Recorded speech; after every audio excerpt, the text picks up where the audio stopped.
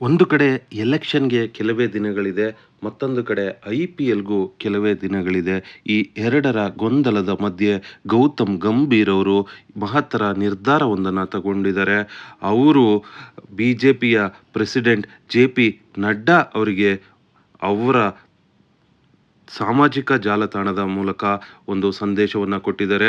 ಅಷ್ಟೇ ಅಲ್ಲ, JP ನಡ್ಡಾ ಅವರಿಗೆ ಅಫಿಷಿಯಲ್ ಆಗಿ ಗೌತಮ್ ಗಂಭೀರ್ ಅವರು ನಾನು ಪೊಲಿಟಿಕಲ್ನಿಂದ ರಿಟೈರ್ಡ್ ಆಗ್ತಾ ಇದ್ದೀನಿ, ಪೊಲಿಟಿಕಲ್ನಿಂದ ನನ್ನನ್ನು ರಿಲೀವ್ ಮಾಡಿ ಅನ್ನುವಂಥ ಸಂದೇಶವನ್ನು ಕೊಟ್ಟಿದ್ದಾರೆ.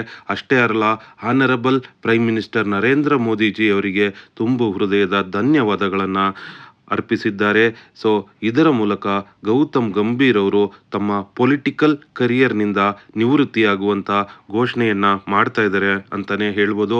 2018ರಲ್ಲಿ ಗೌತಮ್ ಗಂಭೀರ್ ಅವರು ಎಲ್ಲ ಕ್ರಿಕೆಟ್ಗಳಿಂದ ಕೂಡ ನಿವೃತ್ತರಾಗಿದ್ದರು. ಈಗ 2019ರಲ್ಲಿ ಪೊಲಿಟಿಕ್ಗೆ ಸೇರಿ ಡೆಲ್ಲಿಯಿಂದ ಚುನಾಯಿತರಾಗಿ MP ಆಗಿದ್ದರು ಗಂಭೀರ್ ಅವರು.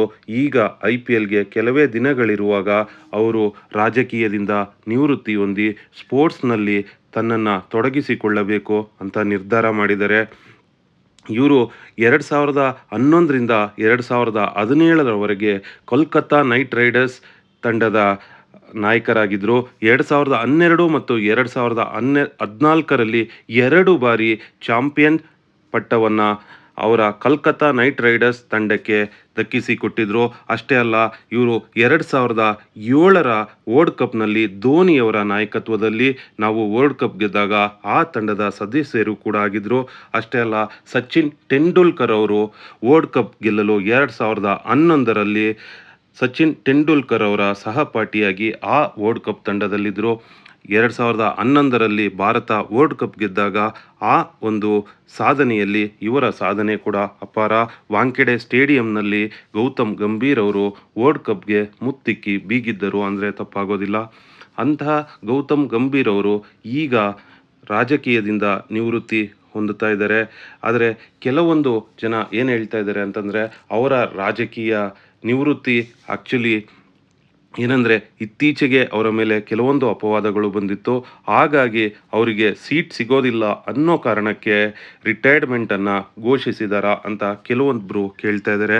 ಆದರೆ ಎಲ್ಲೋ ಮತ್ತೊಂದು ಕಡೆ ಗಂಭೀರ್ ಅವರ ಹೇಳಿಕೆ ಏನು ಅಂತಂದರೆ, ನಾನು ಇಲ್ಲ, ಸಂಪೂರ್ಣವಾಗಿ ನನ್ನನ್ನು ನಾನು ಸ್ಪೋರ್ಟ್ಸ್ನಲ್ಲಿ ತೊಡಗಿಸ್ಕೋಬೇಕು, ಹಾಗಾಗಿ ರಿಟೈರ್ಮೆಂಟ್ ತಗೋತಾ ಇದ್ದೀನಿ ಅನ್ನೋದು ಗಂಭೀರ್ ಅವರ ನಿರ್ಧಾರ ಆಗಿದೆ.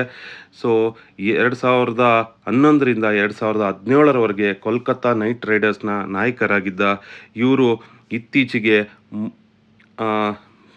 ಆ್ಯಕ್ಚುಲಿ ಬೇರೆ ಒಂದು ತಂಡಕ್ಕೆ ಮೆಂಟರ್ ಆಗಿ ಕಾರ್ಯವನ್ನು ನಿರ್ವಹಿಸ್ತಾ ಇದ್ದರು.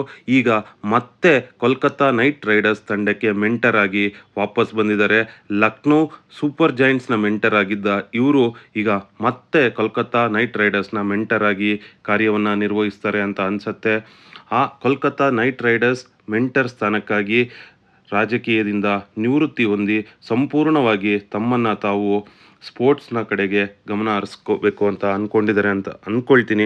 ಇವರ ಸ್ಪೋರ್ಟ್ಸ್ ಅಭಿಮಾನಿಗಳಿಗೆ ಸ್ವಲ್ಪ ಖುಷಿ ಕೊಡ್ಬೋದು, ಇವರು ಇನ್ನು ಮುಂದೆ ಸ್ಪೋರ್ಟ್ಸ್ನಲ್ಲೇ ಮುಂದುವರಿತಾರೆ ಅಂತ. ಆದರೆ BJPಯ ರಾಜಕೀಯದಲ್ಲಿ ಇದು ಕೆಲವೊಂದು ಬದಲಾವಣೆಗಳನ್ನು ತರುತ್ತೆ. ಯಾಕಂದರೆ ಕೆಲವೊಂದು ಪ್ರಶ್ನೆಗಳು ಹೇಳುತ್ತೆ. ಗೌತಮ್ ಗಂಭೀರ್ ಅವರು ಕೇವಲ ಚುನಾವಣಾ ರಾಜಕೀಯದಿಂದ ನಿವೃತ್ತಿ ಹೊಂದ್ತಾ ಇದ್ದಾರಾ ಅಥವಾ ಸಂಪೂರ್ಣವಾಗಿ ರಾಜಕೀಯದಿಂದ ನಿವೃತ್ತಿ ಆಗ್ತಾ ಇದ್ದಾರಾ ಅನ್ನುವಂಥ ಪ್ರಶ್ನೆಗಳು ಈಗ ಹೇಳ್ತಾ ಇದೆ. ಆದರೆ ಅದ್ರ ಬಗ್ಗೆ ಅವರು ಇನ್ನೂ ಸುಳಿವುಗಳನ್ನು ಕೊಟ್ಟಿಲ್ಲ.